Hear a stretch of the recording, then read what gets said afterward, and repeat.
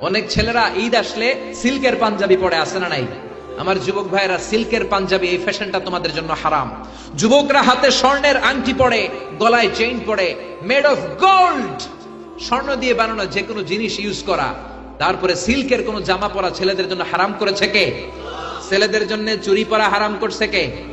ছেলেরা অর্নামেন্টস পড়তে পারবে না, ব্রেসলেট লাগাতে পারবে না, সিল্কের পাঞ্জাবি পড়তে পারবে না, স্বর্ণের কিছু ব্যবহার করতে পারবে না।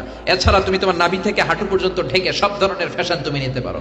নতুন একটা ফ্যাশন এসেছে, চুলের এই দুই দিকে একেবারে মাথার সাথে মিলায় চুল কাটে আর এদিক দিয়ে ঘোরার মতো রাখা আছে না নাই? এগুলো কোনো মুসলমানের ছেলে এই হেয়ার কাটিং কাটতে পারে না, চিল্লায় বলেন ঠিক কি না? এরপর ট্যাটু লাগায় অনেকে, ট্যাটু চিনেন? এই ট্যাটু লাগালে কোনো ইবাদত তোমার কবুল হবে? তার মানে তুমি যেই ফ্যাশন গুলো করবা, ইউর ফ্যাশন শুড বি হালাল। এই নিয়মগুলো মেনে ছেলে মেয়েরা যেই কোনো পোশাক পরো, যেই কোনো ফ্যাশন নাও, ওই ফ্যাশনের মধ্যে বরকত আছে না নাই?